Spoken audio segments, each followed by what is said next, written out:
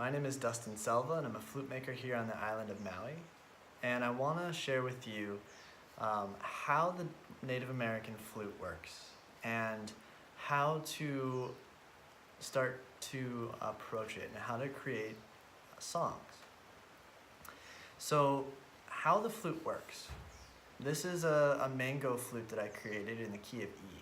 And it doesn't matter what key that your flute is in, all of them will play the same way. So how it works is that you have a bore, so you have a big hole on the end of here that goes all the way up to where there's the front hole, right in front of the block. And then in the flute itself, there's a solid partition, a solid wall.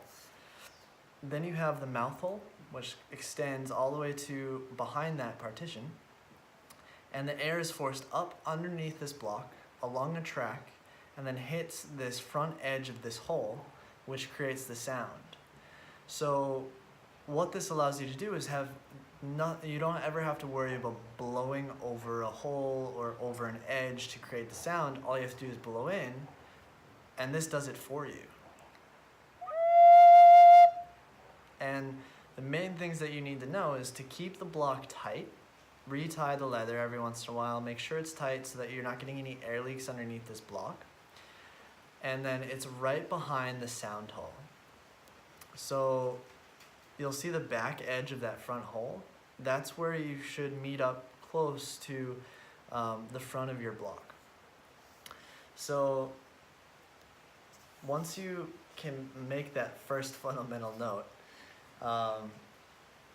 which is holding all of your fingers putting all of your fingers on the holes and playing that lowest note. And the lowest note will be the key that your flute is in. So this is the key of E.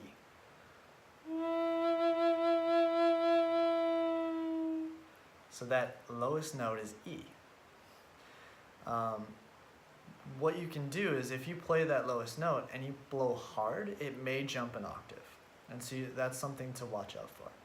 So start off blowing soft, the lowest note. And make sure that you're using the pads of your fingers rather than the fingertips to cover the holes. So the pads. And then we're going to play the pentatonic scale. So keeping this third hole from the top covered, go from the bottom up.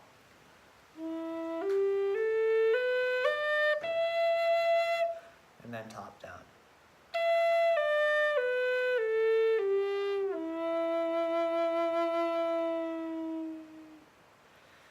So that is the pentatonic scale. The only thing that I've seen people have trouble with is finding a good coverage over that hole. So if you're playing and you're getting a bad sound or a sound that doesn't sound very well, it's probably due to one of the holes being slightly uncovered.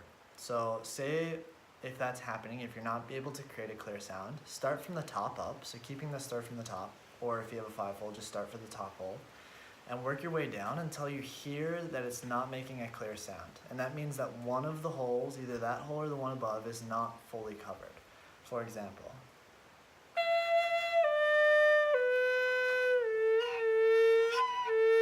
You may hear something like that, and that means that definitely like one of the holes is not covered fully. So make sure they're all covered fully. Work with that scale up and down until you get that muscle memory in your fingers. And one of the nice things that I like to teach people in the beginning, because I see beginners, I like to explode their hands.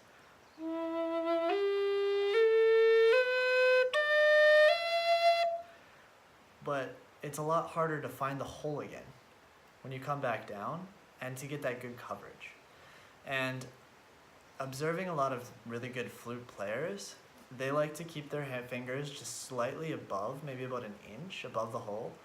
If you leave it too close, it'll block air and it'll change the tone of the note. So about an inch above. And then it gives you this ability to play any note at any time without having to like find the holes again or bring your fingers down. And that's something that I've picked up on from people who I respect and are really good flute players. So you have the pentatonic scale, you have your holes covered. you can start jumping around from note to note. And the beautiful thing about the pentatonic scale is that all of the notes work together well. So there's nothing that you're gonna play that isn't gonna sound good unless the note is not fully covered. So it's super easy to create a song. For example,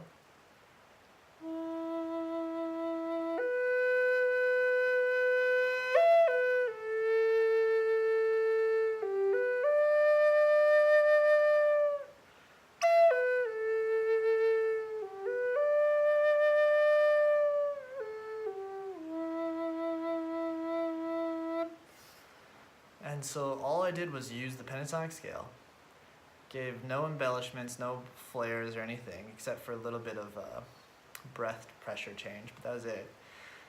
And it sounds beautiful. So it's so easy to create songs and explore the sound within using the pentatonic scale.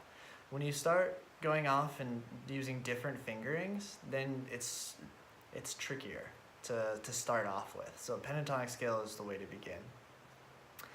And the last thing I'd like to say is the really good thing to learn in the beginning too is the breath. So you have your ha. If you breathe and say ha into the flute,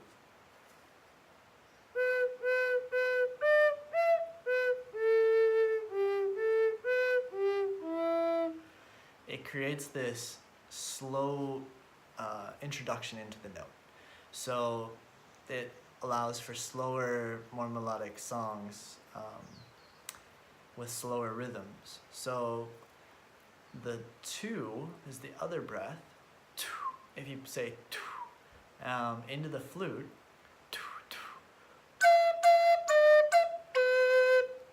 it allows for this pressure to build up behind your tongue and explode past your tongue, creating a sharp note right away, and that helps for faster songs.